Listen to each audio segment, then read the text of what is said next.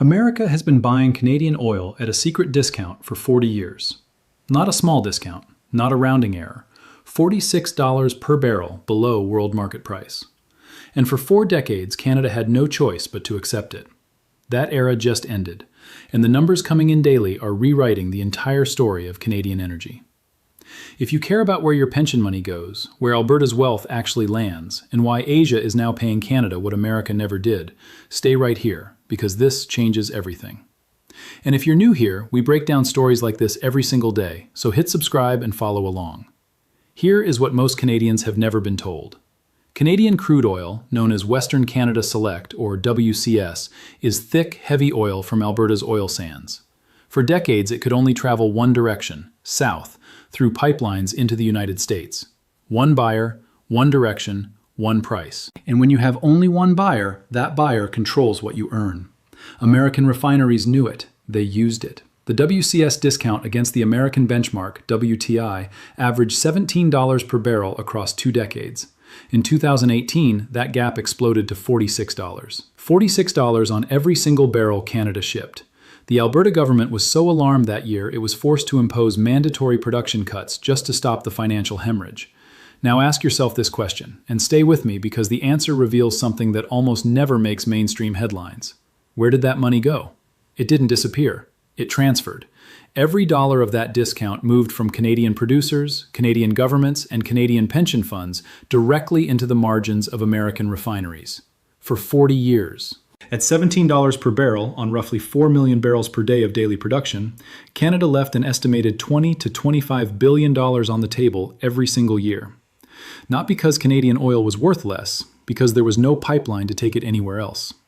That is not an accident of geology. That is the direct financial cost of decades of underinvestment in Canadian infrastructure. The Heritage Fund that Alberta built to benefit future generations could have been 3 to 4 times larger. The CPP Investment Board's energy holdings could have compounded at significantly higher returns for decades. Every Canadian who has ever received a pension payment was, without knowing it, quietly subsidizing American refinery margins. Think about that. But here is where the story turns. And this is the part that should be in every headline in this country right now. Trans Mountain expansion opened in May 2024, a second pipeline running from Edmonton to the Westridge Marine Terminal in Burnaby, British Columbia, adding 590,000 barrels per day of new Pacific Coast capacity. For the first time, Canadian oil had a second buyer. South Korean state oil companies, Japanese trading houses, Chinese refineries diversifying away from unstable Middle Eastern supply routes. The moment Canada had an alternative, the discount began closing. The WCS-WTI gap fell from an average of $15 in 2023 to under $10 by mid-2025. Trans Mountain alone generated an estimated $4 billion in additional annual revenue for the Canadian energy sector. $4 billion from one pipeline, just by giving producers somewhere else to go. And here's the pricing detail that makes this even more significant. When Canada sells oil to Asia, it is not priced against WTI, the American benchmark. It is priced against Brent, the global benchmark, and Brent consistently trades higher than WTI. That means a barrel of Canadian crude sold to a South Korean refinery today earns more than the same barrel sold to a refinery in Cushing, Oklahoma. Not marginally more, measurably more every single day. The Canada Association of Petroleum Producers calculated that Trans Mountain narrowed the WCS discount by $3 per barrel, translating to $4 billion annually across total production.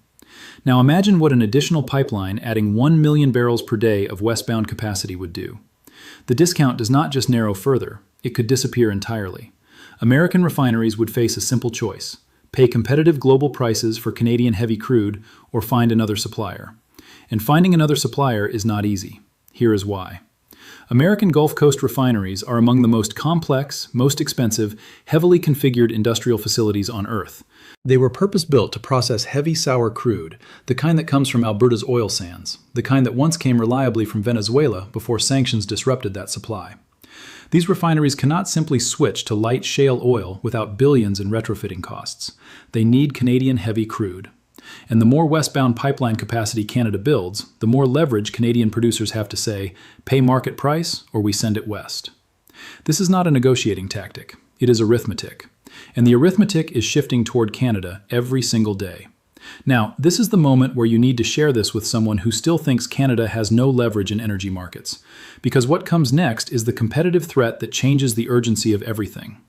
Asia is not buying Canadian oil and gas out of geopolitical goodwill. South Korea's Korea Gas Corporation and SK Innovation are buying because Trans Mountain gave them access to a reliable, non-sanctioned, deep-water accessible heavy crude supply priced at competitive global rates. Japan's trading houses are evaluating long-term supply contracts. Chinese refineries, which lost access to American LNG and are actively reducing exposure to Hormuz-dependent Middle Eastern crude, are signing Canadian supply agreements because Canadian oil arrives on schedule at a negotiated price without the risk of American sanctions disrupting the chain. In a world where the Strait of Hormuz is fragile, Venezuelan crude is sanctioned, and Russian oil is embargoed across much of the West, Canadian reliability carries a premium, and Asia is paying it. LNG Canada exported 1 million metric tons of natural gas to Asia in April 2026, a single-month record. Trans Mountain is operating at near full capacity. The Bridger Pipeline has locked in 400,000 barrels per day of shipper commitments.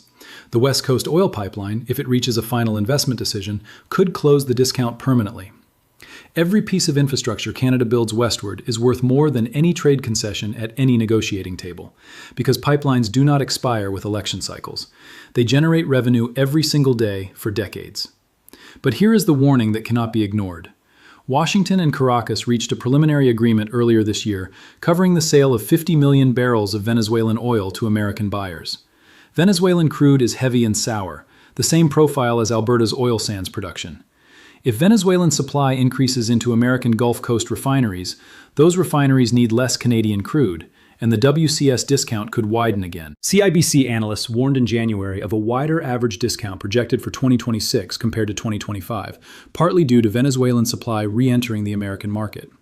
Canada's window to lock in Asian relationships, build westbound infrastructure, and permanently reduce dependence on American pricing is real, but it is not unlimited. Every month without a final investment decision on new pipeline capacity is a month where Venezuelan oil potentially reclaims Canadian market share in the United States.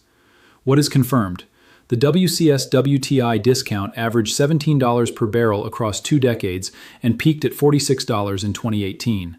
Trans Mountain, operational since May 2024, narrowed that discount to approximately $10 and delivered an estimated $4 billion in additional annual industry revenue.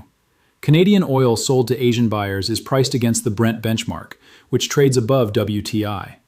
LNG Canada set a monthly export record to Asia in April 2026. Trans Mountain is running near full capacity. The Bridger Pipeline has confirmed shipper commitments for 400,000 barrels per day. What is not yet confirmed, the West Coast Oil Pipeline has no final investment decision and no confirmed private sector proponent. The discount will not eliminate itself. It requires additional westbound pipeline capacity to be built and consistently filled. Venezuelan supply dynamics remain a live risk. If American sanctions ease further, the discount pressure returns. Here is the number that ties all of this together.